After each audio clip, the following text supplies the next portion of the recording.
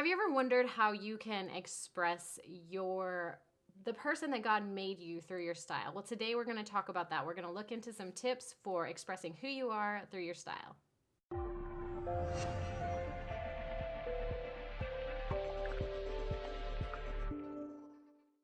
Hi, I'm Dana, and I want to introduce you today to one of my good friends, Kelly Edmiston. She is a middle school minister at First Colony Church, and I want you to know Kelly because Kelly is she's passionate about girls and raising them to become godly women. Kelly is also one of those people who she can just look at you and she can see the good in you, and she draws that out of everybody that she meets. And so without any further ado, this is Kelly. Kelly, thank you so much for being here today. Thanks for having me. Absolutely. Kelly's going to talk to us today about some tips that she has for us as we draw that style out, that not just the style, but like who God made us to be. So you want to lay the foundation for that for us? Sure. So when I think about style and how God's made us, I start with looking at the creation story. And I look at the very beginning when God created man and woman, and he invited us to join with him in his work of creation. And so to be life givers, to cultivate the world around us. And he created us good. He created us to be creative creators. And the second thing I'd like to look at in Scripture is the fact that Jesus became flesh, that God valued the human experience so much that he decided to experience it himself through Christ. And so the creation account, looking at Jesus, are two ways that I like to look at our style, who we were created to be. And so one way that begins to shape and matter in our own lives as women is through our personal style. And so those are two places in Scripture that I start to sort of lay the foundation for looking at style. So I love that. You're talking about us being creative creators. How do you draw that into what we actually go into our closets and put on in the morning? Sure, yeah. So for me, I'm a typical sort of girly girl. So I love to shop. I love the nail polish, the makeup, the shoes, the clothes, everything. And I like variety. I like to be creative in choosing color combinations or pattern combinations or never wearing the same outfit twice. I find that to be a fun, creative challenge. And so I think that your style can say a lot about who you are as a creative creator. It can express that you are outgoing and loud and boisterous, or it can express that you have a subdued, more reserved personality. And so whichever extreme or in the middle, wherever you fall, style can be a way that we express that, a way that we allow maybe God to show that to the world in unique and special ways as women. Absolutely. Tell me a little bit more about what you said about Jesus becoming flesh. How does that apply to going in our closet in the morning and choosing out something to wear? Yeah, great question. So I think the fact that God became flesh in Jesus tells us that our bodies matter. That God, like I said, valued the human experience so much to experience it himself. And so what we do with our bodies, how we use them, how we decorate them, it matters. It matters to God. It matters to the world. And so we have, as women who live in 2014, we have this incredible freedom to express ourselves, to decorate our bodies in God-honoring ways because of that. Very good. Very good. All right, so let's get into the nitty-gritty. Like how can we make this applicable, in our closets, and as mothers of girls, how can we pass it along to them? What are your tips for us today? Sure. So when I was thinking about style, I came up with a definition that I'm saying that our style is whatever ways we offer our God-given, God-honoring beauty to the world. And so God has made each one of us different. He's made us unique. And so it's important to realize that our beauty is God-given. And so our bodies, the shape of our bodies, the shape of our face, the color of our hair, the color of our eyes, all of these specific traits, God decided to make us this way. And so for our girls, we want to develop within them this God esteem that goes beyond just a self-esteem, goes beyond just feeling good about myself because I have curly hair. No, I feel good about myself because God chose to give me curly hair for a reason, for some reason, to honor himself, to add beauty to the world. And so we want to instill that confidence within our girls so that when they receive a compliment, it's not boastful for them to say, I know I'm beautiful, but it's a confidence that says, I know I am beautiful because God did good in creating me. I love that. Yeah. It's like it's almost like when somebody pays you a compliment, it's like a reflection of, yeah, isn't God amazing? Right, exactly. He gave me these brown eyes or whatever it is. Yeah. You didn't choose to have brown eyes. Yeah. You didn't create Dana and say, Dana's going to have brown eyes. That was God's idea. Yeah. And so any compliment that's paid to you is to God. It's to God's glory. Absolutely. I have some of my girls who I talk about these things with on their mirrors in the morning.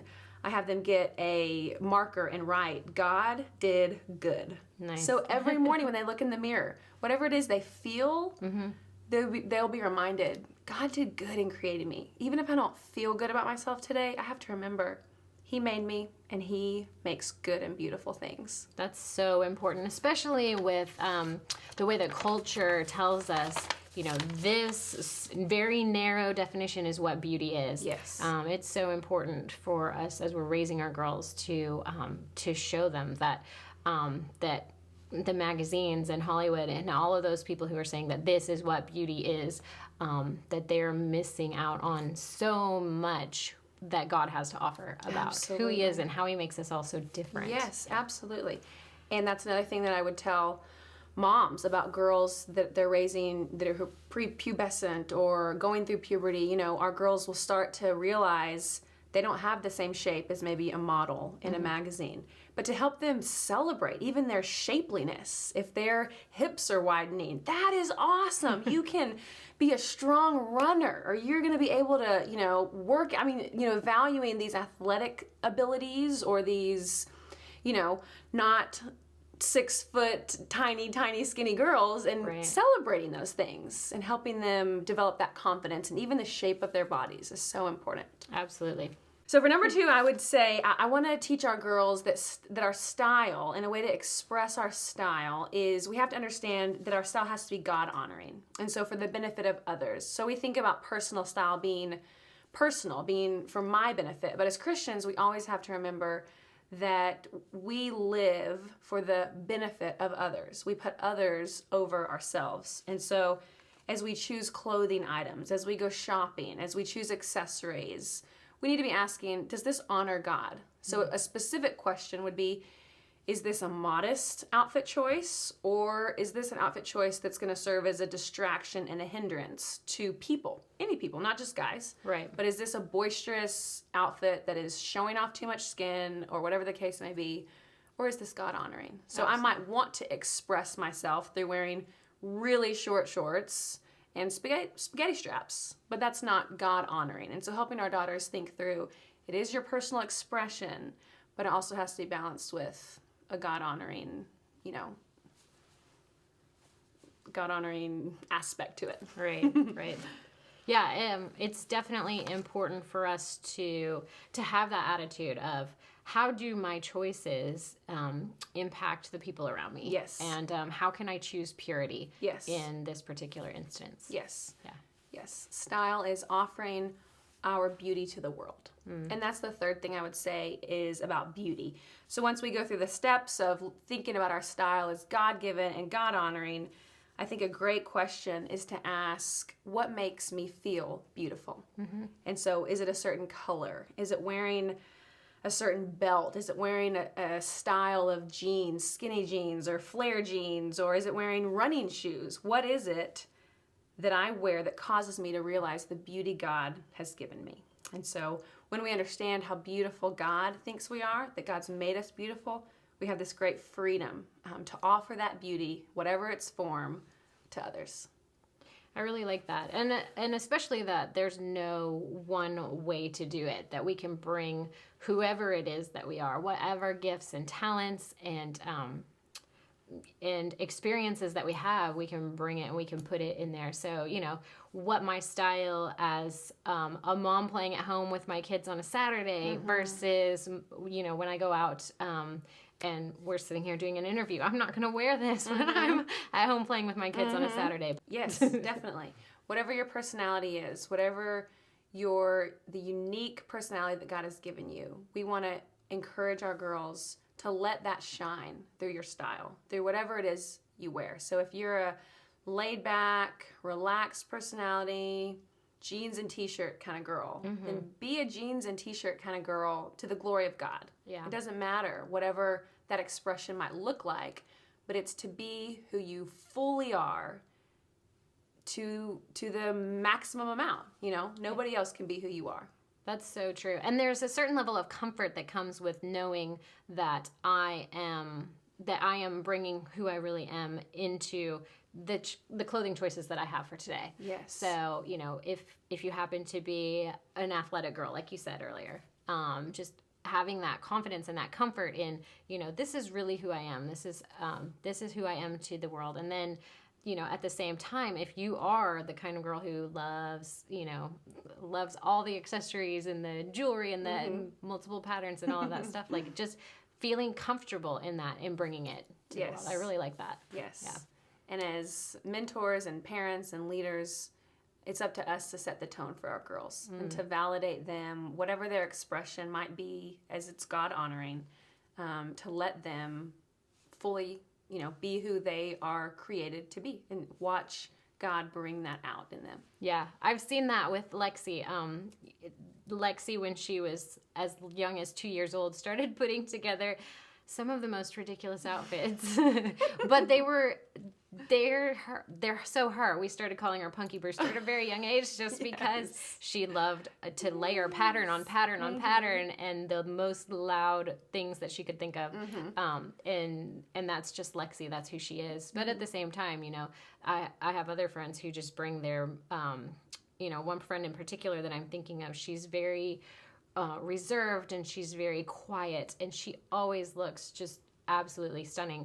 But her choices are more blacks and muted colors and grays and those sorts of things, and more of a classic tailored look. And I wouldn't change either one of them because they're showing, who God made them on the inside. Absolutely. So, yeah. Absolutely. Let's talk a little bit about that period in a girl's life where she's young. She may not already know who she is because she's still developing.